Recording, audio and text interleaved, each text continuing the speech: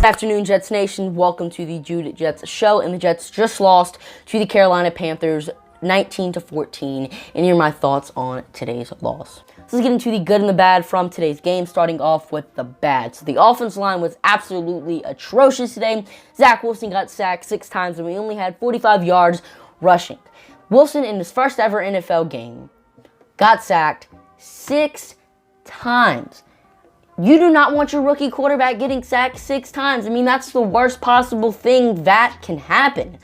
I mean, because the offensive line did not play well today, we could not have a run game. We could not pass the ball. I mean, Wilson was on his feet for a majority of the game. The guy was throwing the ball out of bounds, throwing some inaccurate passes on the run. I mean, that's what Wilson was doing this entire game because our offensive line could not block.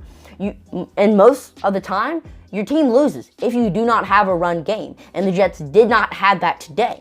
And one of the reasons our run game was not amazing was because of our bad play calling in the first half and kind of in the second half. And this leads me to my second bad take. Our play calling today was just absolutely horrendous. I mean, I was getting serious PTSD from last season, running it up the middle on 2nd and 10, running it up the middle after a 15-yard completion. I mean, is Matt LaFleur secretly Adam Gase? The offense was seriously reminding me of Adam Gase's. I thought this offense was full of play-action passes, full of fun and creating runs, full of trick plays, RPOs, that type of stuff, and we saw very little of that in today's game. And the thing is, when the New York Jets ran those type of plays, we actually found success.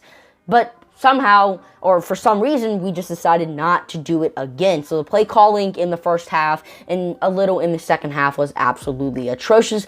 Our receivers also had, I believe, 3-4 drops today. I mean, Elijah Moore dropped the ball that was 50 yards down the field. He could have possibly got the New York Jets in the red zone, and we could have possibly won the game if he would have made that catch, but he didn't. Corey Davis also dropped a ball towards the end of the game that would have put us in some pretty good field position, so don't want to see a lot of drops from our receivers, and I was also not impressed at all from our defensive line. Yes, we did hold Christian McCaffrey to under 100 yards, and that is a good thing because he's like the best running back in the NFL, but we only sacked Sam Darnold 1 time. We sacked Sam Darnold 1 time, and the Carolina Panthers were starting backup guards, and on top of that, have one of the worst offensive lines in the NFL. So the fact that we only had 1 sack is a little troubling to me. So hopefully the New York Jets can fix up all of our mistakes. Hopefully our defensive line can get a little bit more energized. I mean, come on. 1 sack against the worst offensive line in the NFL is not at all good. So hopefully the New York Jets can clean up their mistakes next week against the New England Patriots. Now let's get into today's good, starting off with Matt Amendola. The guy was most definitely the MVP from today's game. I mean, he had to come in for Braden Mann and had to pump the ball for probably the first time in his life and look like the best punter in the NFL.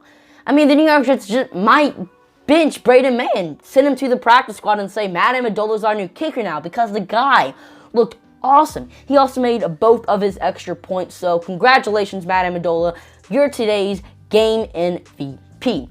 Also, was very impressed with Zach Wilson's performance. As I said in the past, I wasn't expecting him to play like an all-star, like the Rookie of the Year in today's game, because this was his first ever regular season game, and I was impressed with that. He had 258 yards and 2 touchdowns when the offensive line was as bad as it was. He also showed how strong his arm can be, and all of his deep passes were pretty accurate. I mean, some of them weren't because he was forced to do them on the run because of the offensive line, but for the majority of the game, Wilson was making some nice, accurate passes. He did throw an interception, but I'm going to just say the interception was just a really good play by the linebacker. I mean, the Jets had an open receiver, and maybe you can say Wilson didn't read that the linebacker was there, but still, the guy, it was a very lucky play. He just extended his arm and it somehow landed in his hands. Corey Davis also had a good game and had 5 catches for 97 yards, 2 touchdowns. I was impressed with his performance today as well, and was impressed with how our cornerbacks played. I mean, this group was supposed to be the worst in the NFL, and yet the Carolina leading receiver was Christian McCaffrey. I mean, I was full on expecting Robbie Anderson or DJ Moore to go for over 100 yards today, and they didn't. I mean, Robbie Anderson only had one catch today. While his one catch was a 57-yard touchdown, he still only had one catch and wasn't targeted literally at all in today's game. So impressed with how the young cornerbacks played, and their performances today give me a lot of hope for the future.